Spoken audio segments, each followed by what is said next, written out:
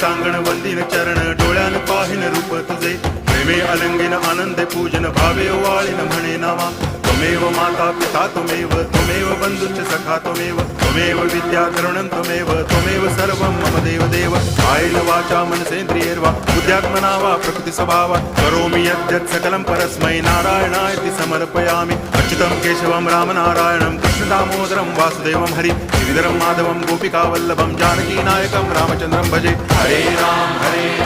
Ram Ram Hare Hare Hare Krishna